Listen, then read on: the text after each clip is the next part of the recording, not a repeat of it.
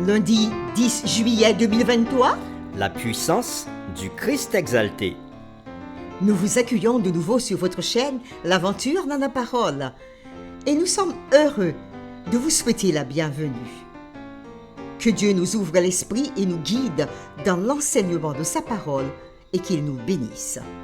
Si les contenus que nous vous proposons vous font du bien, nous vous invitons à participer avec nous dans la propagation de la parole en cliquant sur le pouce, en vous abonnant si ce n'est pas encore fait. Laissez-nous des messages et partagez le lien avec vos connaissances. Le texte à mémoriser que nous vous invitons à dire avec nous se trouve dans Éphésiens chapitre 1, le verset 19 à 20. Nous commençons le début du verset 18 pour comprendre 19 et 20. Et qu'il illumine les yeux de votre cœur pour que vous sachiez, au verset 19, quelle est envers nous qui croyons l'infinie grandeur de sa puissance, se manifestant avec efficacité par la vertu de sa force. Il l'a déployé en Christ, en le ressuscitant des morts et en le faisant asseoir à sa droite dans les lieux célestes. Nous vous invitons à le redire avec nous à nouveau. Éphésiens chapitre 1er, versets 19 et 20, mais nous débutons avec le verset 18. Et qu'il illumine les yeux de votre cœur pour que vous sachiez, verset 19, quelle est envers nous qui croyons l'infinie grandeur de sa puissance, se manifestant avec efficacité par la vertu de sa force. Il l'a déployé en Christ, en le ressuscitant des morts et en le faisant asseoir à sa droite dans les lieux célestes. Quel est le rôle de la prière et de l'action de grâce dans la vie des croyants? Quelle expérience que le chrétien peut-il faire par l'action du Saint-Esprit? Y a-t-il une puissance supérieure à celle de Christ? Ton amour, ta puissance, ta présence dans ma vie. Ton amour, ta puissance, ta présence dans ma vie. Et je veux t'adorer. Les réflexions de cette semaine nous aideront à répondre à ces questions et aujourd'hui, nous le ferons avec la séquence Faire l'expérience de la perspicacité du Saint-Esprit. Paul disait dans Éphésiens chapitre 1, les versets 16 et 17.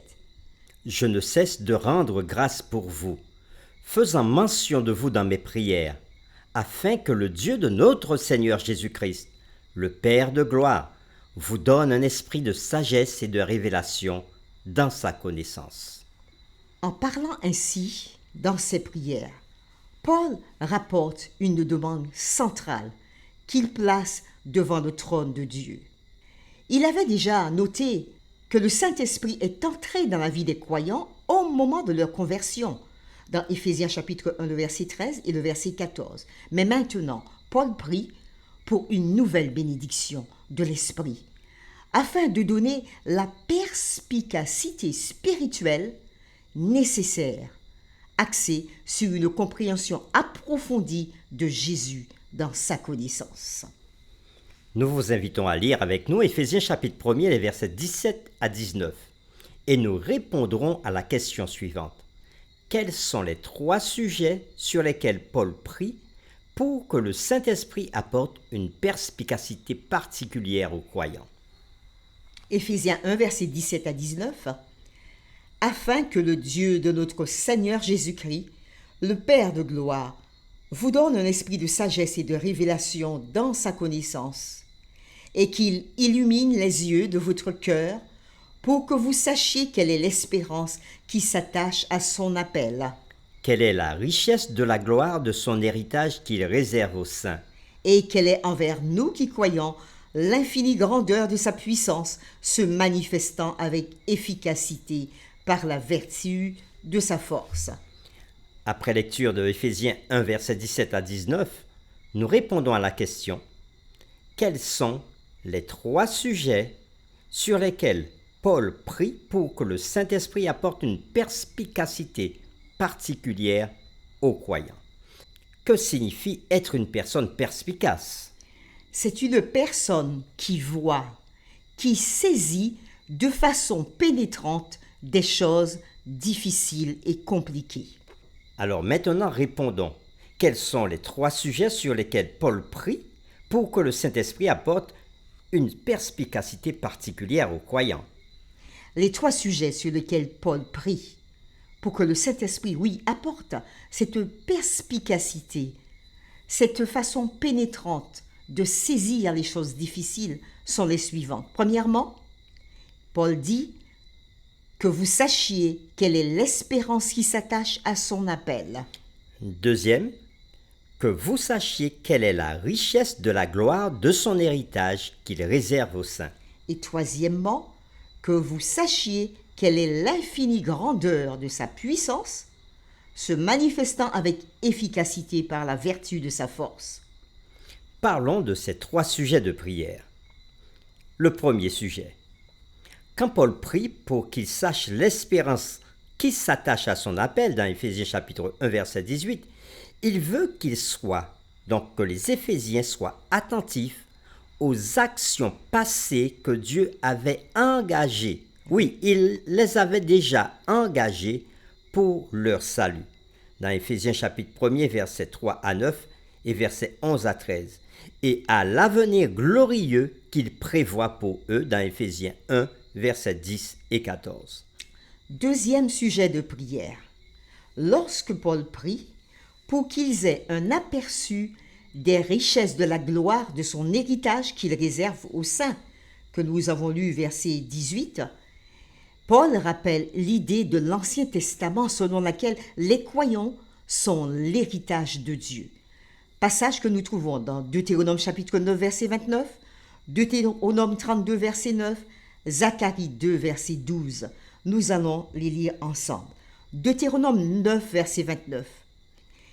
Ils sont pourtant ton peuple et ton héritage que tu as fait sortir d'Égypte par ta grande puissance et ton bras étendu.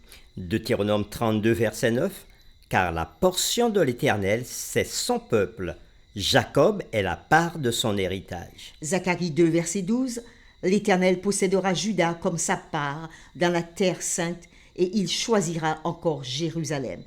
Nous vous rappelons que ces 3 textes, nous l'avons vu dans la série précédente, justement quand on parlait de l'héritage de Dieu et quand on disait que le peuple de Dieu est son héritage aussi. Dans ces 3 textes que nous venons de lire, Paul veut que les croyants comprennent leur valeur pour Dieu et qu'ils sachent qu'ils possèdent non seulement un héritage de Dieu, mais qu'ils sont aussi l'héritage de Dieu. Troisième sujet de prière. Quand Paul prie pour qu'ils aient un aperçu spirituel de quelle est envers nous, d'après ce que le texte dit, qui croyons l'infinie grandeur de sa puissance. Paul imagine que le Saint-Esprit apporte une nouvelle compréhension de l'immensité de la puissance de Dieu et l'actualise dans leur expérience. Dans toutes ses prières, Paul veut que ces personnes expérimentent par eux-mêmes ce qui leur a été donné en Jésus. Oui, Paul prie pour que le Saint-Esprit apporte une perspicacité particulière aux croyants, en précisant dans Éphésiens chapitre 1 versets 17 et 18 que le Dieu de notre Seigneur Jésus-Christ, le Père de gloire, vous donne un esprit de sagesse et de révélation dans sa connaissance, et qu'il illumine les yeux de votre cœur pour que vous sachiez. Puis Paul énumère les 3 sujets de prière. C'est par l'œuvre de l'Esprit Saint que le Père a envoyé par Jésus-Christ que cela est possible dans le croyant. Pour terminer, réfléchissons à ces questions.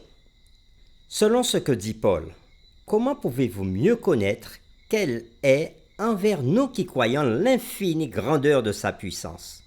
Que signifie cela dans la vie quotidienne? Nous vous invitons à prier avec nous.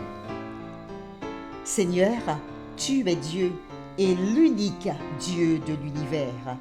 Tu es digne de recevoir la sainteté et la gloire et l'autorité, et nous le disons. Aujourd'hui, tu nous as parlé au travers de la prière de l'apôtre Paul.